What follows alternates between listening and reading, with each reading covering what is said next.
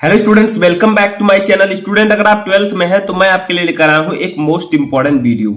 Student, इस video में हम क्लास 12 हिंदी के मॉडल पेपर को सॉल्व करेंगे, यानी कि 12th Hindi full model paper solution in one video. तो अगर आप 12th में हैं तो इस वीडियो को लास्ट तक देखते रहें ताकि आपको पेपर पैटर्न तो पता चल ही जाए और इसमें से जो क्वेश्चंस दिए गए हैं उनका भी आंसर आपको आसानी से पता चल सके।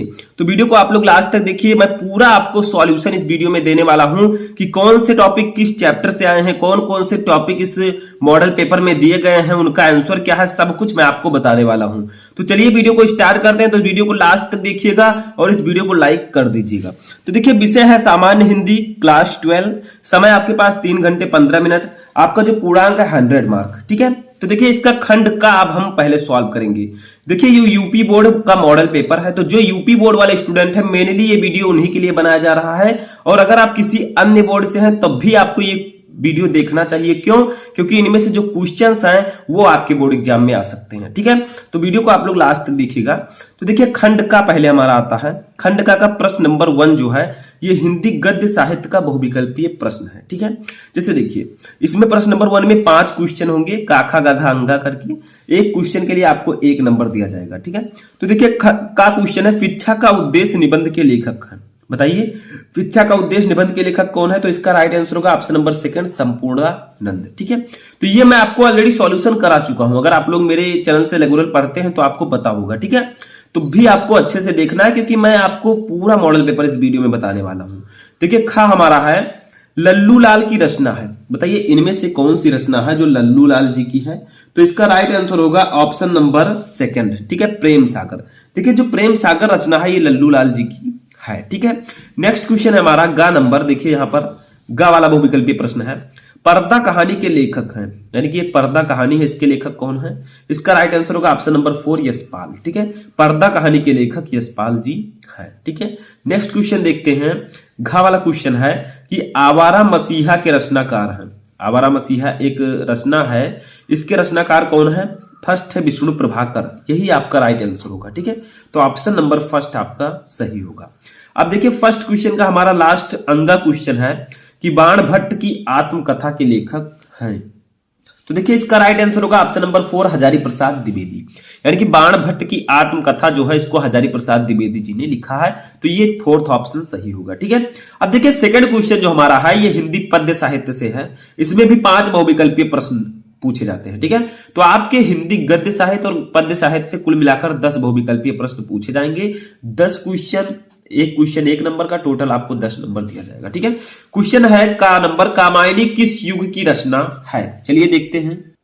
तो देखिए मैंने पूरा मॉडल पेपर प्रिंट करा रखा है ताकि आप लोगों को अच्छे से अच्छा वीडियो प्रोवाइड करवा सकूं। ठीक है, आप लोग इस वीडियो को लाइक कर दीजिएगा। तो देखिए जो कामायनी है किस युग की रचना है? फर्स्ट है द्विवेदी युग, सेकंड है छायावादी युग, थर्ड है भारतेंद्र युग, 4th है प्रगतिवादी युग। तो देखिए कामायनी जो है वो आपकी छायावादी युग की रचना है क्योंकि इसको जयशंकर प्रसाद जी ने लिखा है और जयशंकर प्रसाद जी छायावादी युग के कवि हैं। ठीक है, नेक्स्ट क्वेश्चन हमारा है निम्नलिखित कवियों में से कौन प्रगतिवादी युग का है? बताइए इनमें से कौन सा कवि है जो प्रगतिवाद युग का है? इसका राइट आंसर होगा ऑप्शन नंबर 1 अग्रदास। अग्रदास जी प्रगतिवादी युग के लेखक कवि हैं। ठीक है, नेक्स्ट क्वेश्चन हमारा है टार सप्तक का प्रकाशन वर्ष। बहुत ही इंपॉर्टेंट क्वेश्चन, ये क्वेश्चन मोस्ट इंपॉर्टेंट है और ये क्वेश्चन अगर आपको नहीं पता है तो आपका 1 नंबर समझ लीजिए गया। ठीक है, तो तार सप्तक का प्रकाशन वर्ष यानी कि तार सप्तक का प्रकाशन किस वर्ष हुआ?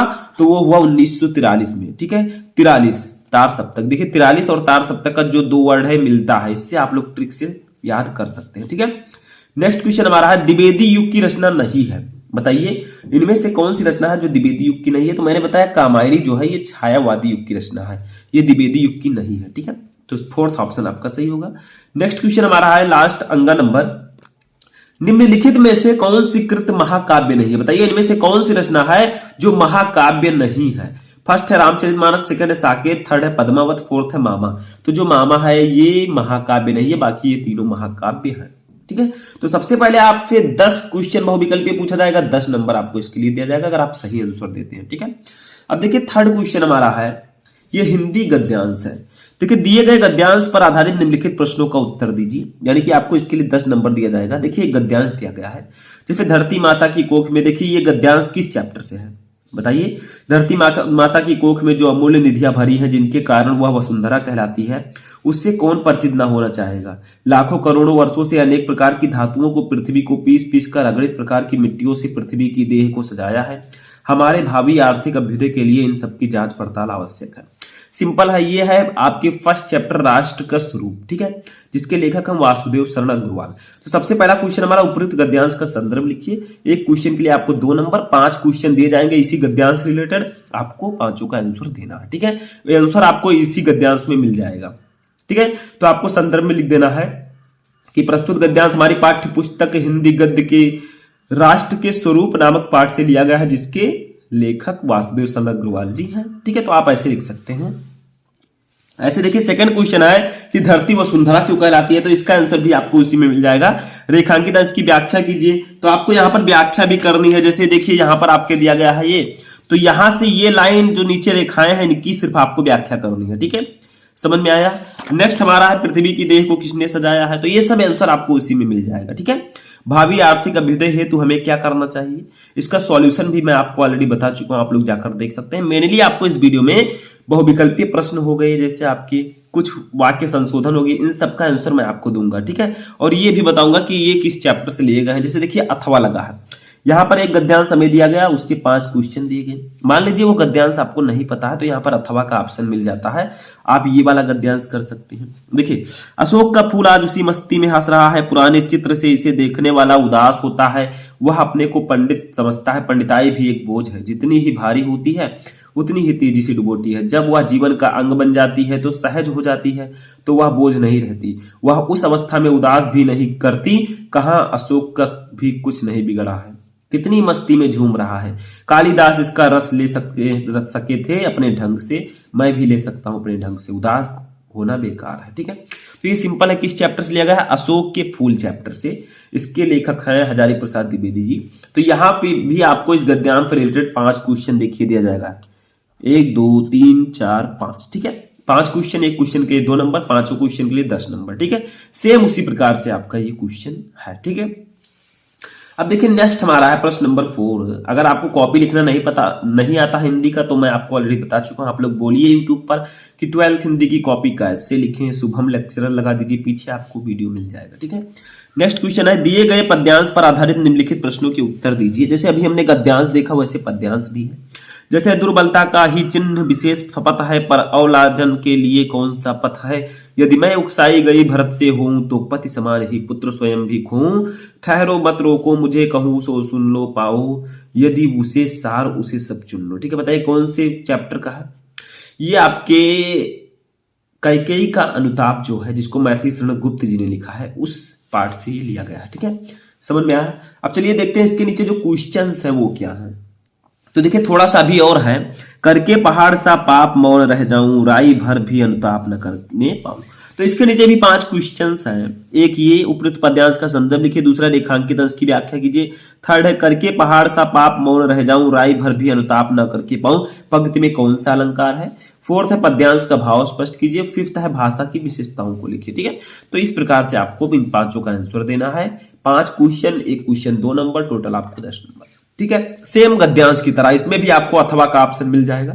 मान लीजिए ऊपर वाला पद्यांश आपको नहीं पता है, तो ये वाला पद्यांश आप कह सकते हैं। देखिए, लज्जाशील पथिक महिला जो कहीं दृष्टि आई, होने देना विकृत वसना तो न कुछ तुंदरी को, जो थोड़ी सी श्रमिक वाह हो गोद ले श्रांति खोना, होठों की और कमल मुख की म्लानताएं मिटाना, कोई क्लांता कृषक ललना खेत में जो दिखावे, जाता कोई जलद यदि हो वियोग में तो उसेला, धीरे धीरे परस उसकी क्लांतियों को मिटाना, छाया द्वारा सुखित करना तप्त भूतांगना को, ठीक है। ये एक पद्यांश है, किस चैप्टर से बताइए, ये है आपके पवन दूतिका चैप्टर से, ठीक है, जिसको लिखा है अयोध्या सिंह उपाध्याय हरिओत जी ने। इसके नीचे भी 5 क्वेश्चन, देखिए इन सबका आंसर मैं आपको ऑलरेडी बता चुका हूं, जो मॉडल पेपर मैंने सॉल्व कराया था वो आप लोग जाकर देख सकते हैं। 12th Hindi model paper solution, Shubham lecturer, ठीक है। फर्स्ट क्वेश्चन है उपयुक्त पद्यांश का संदर्भ लिखिए। सेकंड है रेखांकित अंश की व्याख्या कीजिए। थर्ड राधा लज्जाशील पथिक महिला के विषय में क्या कहना चाहती है। फोर्थ है ओठों की और कमल मुख में अलंकार बताइए, ठीक है, रूपक अलंकार। फोर्थ है जलद और कृषक ललना का अर्थ बताइए। तो जलद का अर्थ बादल, कृषक ललना का अर्थ कृषक की स्त्री, किसान की स्त्री, ठीक है, समझ में आ गया।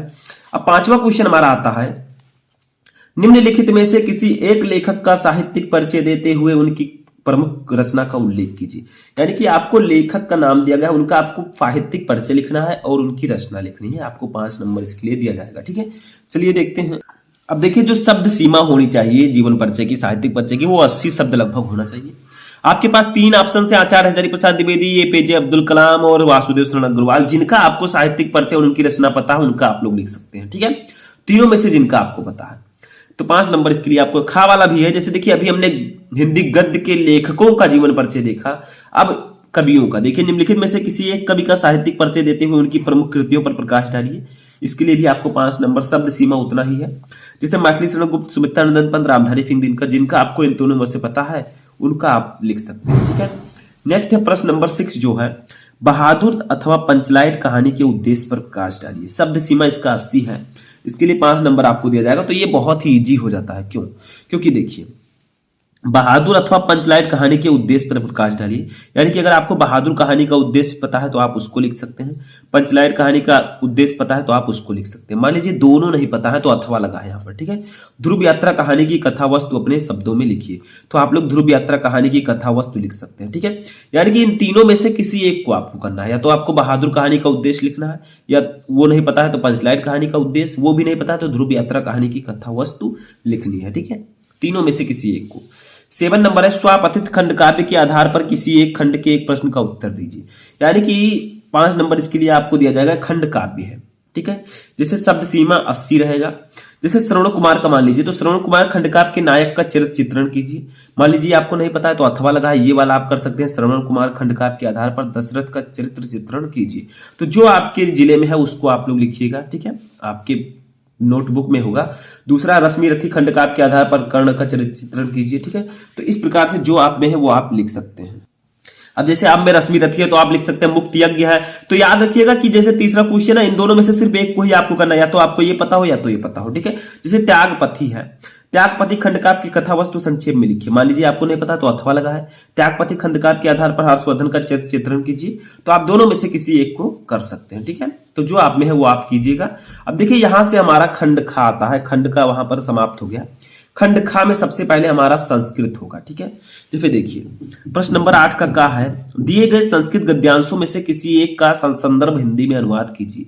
यानी कि आपको 2 संस्कृत के गद्यांश दिए जाएंगे, किसी एक को आपको करना होगा। इसके लिए आपको 7 नंबर मिलेगा। जैसे देखिए, महामना विद्वान वक्ता धार्मिको नेता पत्र पत्रकार आश्चित परमस सर्वोच्च गुणा जन सेवा आसीत यत्र कुत्राप अयम जनान दुखितान पीडे पश्चात तत्रैव सा शीघ्रमेव उपस्थिता सर्वविधम साहश्च अक्रोध प्राणी सेवा अस्य स्वभाव एवासीत। ठीक है, तो ये आपका दिया गया है एक संस्कृत का गद्यांश। मान लीजिए आपको पता है, इसका संदर्भ आप लोग लिख सकते हैं। ये किस चैप्टर से है?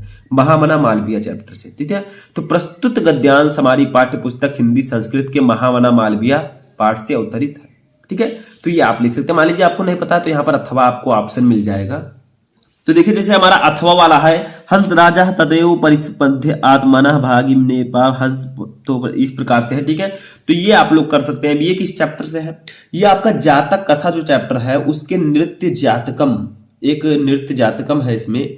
ठीक है, उससे ये लिया गया है। ठीक है, तो इसका आप लोग किस प्रकार से लिखेंगे संदर्भ? आप लिख सकते हैं कि यह प्रस्तुत गद्यांश हमारी पाठ्यपुस्तक के संस्कृत भाग में संकलित जातक कथा नामक पाठ के उलूक जातकम नृत्य जातकम शीर्षक से उद्घृत है या अवतरित है। ठीक है, तो इस प्रकार से आप लोग लिख सकते हैं, क्योंकि जातक कथा में 2 पार्ट हैं, एक उलूक जातकम, एक नृत्य जातकम। ठीक है, अब देखिए खा वाला हमारा आता है, तो जो आपको पता हो वो आप कर सकते हैं। खा वाले में भी आपको इसी प्रकार से, इसमें श्लोक होगा।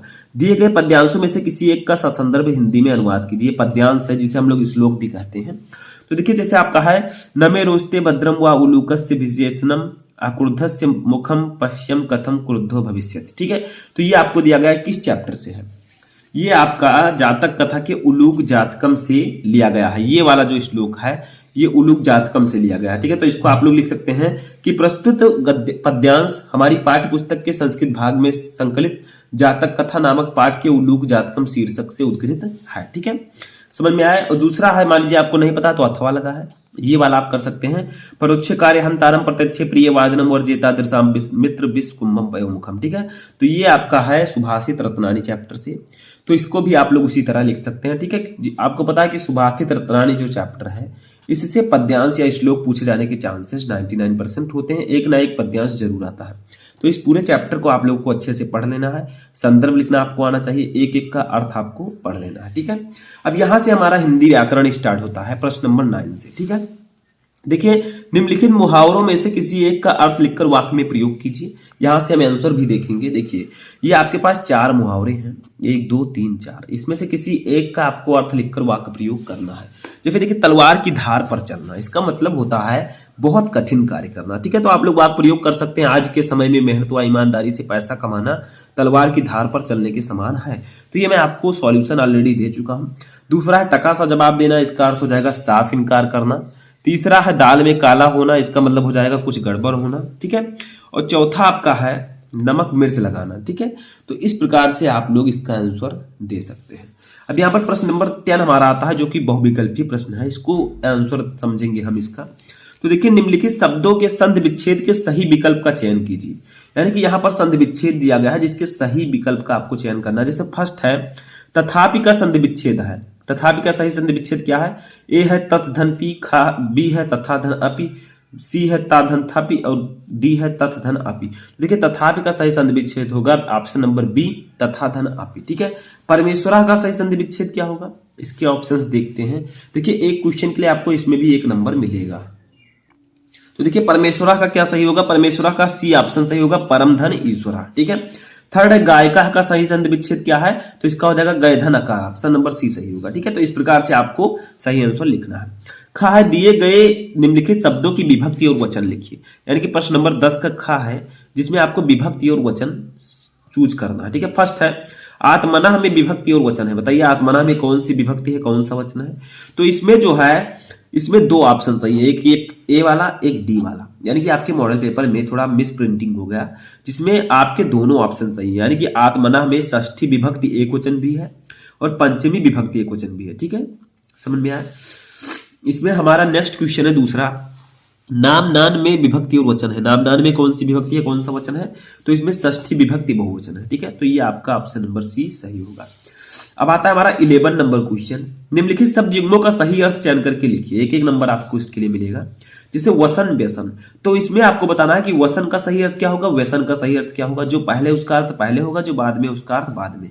ठीक है, तो इसका सही आंसर क्या होगा? ए है विवश और व्याकुल, बी है कवच और भोजन, सी है वस्त्र और आदत, डी है विस्तार और अवधि।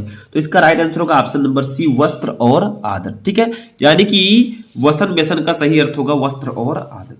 नेक्स्ट हमारा है अंबुज अंबुद, इसका सही अर्थ क्या होगा? इसका हो जाएगा कमल और बादल, ऑप्शन नंबर सी राइट होगा। ठीक है, अब देखिए 11 का खा नंबर है, निम्नलिखित शब्दों में से किसी एक के 2 अर्थ लिखिए। ठीक है, जैसे देखिए इसका मतलब पर्यायवाची शब्द, जैसे अंबर, अंबर का हो जाएगा आकाश वस्त्र। तो इनमें से किसी एक का आपको करना है चारों में से। दूसरा है पट, पट का आप लिख सकते हैं अंबर वस्त्र वसन घूंघट। थर्ड है विधि, विधि का आप लिख सकते हैं तरीका कानून ब्रह्मा। ठीक है, फोर्थ नाग, नाग का आप लिख सकते हैं हाथी पर्वत। तो इस प्रकार से आप लोग किसी एक का लिख सकते हैं। ठीक है, गा वाला हमारा है निम्नलिखित वाक्यांशों के लिए एक शब्द का चयन करके लिखिए। ठीक है, यानी कि जैसे फर्स्ट है जो आंखों के सामने हो उसे हम एक शब्द में क्या कह सकते हैं? ऑप्शन नंबर बी प्रत्यक्ष। ठीक है, दूसरा है जानने की इच्छा रखने वाला, उसे हम एक शब्द में कह सकते हैं जिज्ञासु, ऑप्शन नंबर सी सही होगा। ठीक है, तो ऐसे ही आपको सही आंसर लिखना है। चलिए नेक्स्ट देखते हैं क्वेश्चन। तो देखिए इसमें हमें क्या करना है, घा वाले में 11 का घा, निम्नलिखित में से किन्हीं 2 वाक्यों को शुद्ध करके लिखिए। 4 क्वेश्चन दिए गए, आपको 2 वाक्य को शुद्ध करना है। फर्स्ट है तुम तो कुर्सी पर बैठे हैं, तो इसमें गलती क्या है? इसमें गलती इतनी है, इसमें आपको लिखना है तुम तो कुर्सी पर बैठे हो। वाक्य संशोधन आपको करना है, यानी कि इस वाक्य में कुछ गलतियां उसको शुद्ध करके लिखना है। दूसरा, इस सरोवर में अनेकों कमल खिले हैं, इसमें क्या गलती है? इस सरोवर में अनेक कमल खिले हैं, अनेकों लिखने की कोई जरूरत नहीं है। तीसरा है सम्मेलन में कवित्री ने भाग लिया, यहां पर क्या करना है? कवित्री गलत लिखा है, इस प्रकार से कवित्री लिखना है। ठीक है, का वा इत्री। ठीक है, फोर्थ है कृपया अनुमोदन करने की कृपा करें, इसमें क्या गलती है? देखिए कृपा और कृपया दोनों आप नहीं लिखेंगे। ठीक है, आपको लिखना है अनुमोदन करने की कृपा करें। ठीक है, अब देखिए 12 नंबर क्वेश्चन हमारा है जिसमें आपका रस है। ठीक है, 12 का वीर रस अथवा हास्य रस का स्थायी भाव के साथ उदाहरण सहित परिभाषा लिखिए। यानी कि आप वीर रस या हास्यरस, इन दोनों में से किसी एक का आपको अस्थाई भाव के साथ उदाहरण लिखकर परिभाषा लिखनी है। यानी कि आपको उदाहरण लिखना है, अस्थाई भाव लिखना है, फिर परिभाषा लिखनी, सॉरी पहले परिभाषा लिखना है, फिर अस्थाई भाव लिखना है, फिर उदाहरण। ठीक है, ऐसे खा है श्लेष अथवा उत्प्रेक्षा अलंकार का लक्षण तथा उदाहरण लिखिए।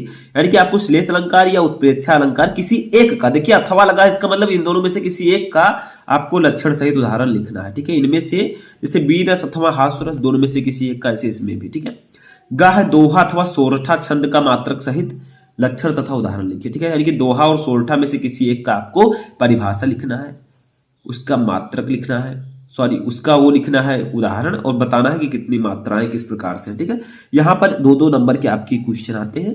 रस छंद अलंकार in one video Shubham lecturer आप सर्च करेंगे, आपको वीडियो मिल जाएगा जिसमें आपको पूरा रस, पूरा छंद, पूरा अलंकार पढ़ा दिया गया है। ठीक है, 13 नंबर है पत्र लेखन।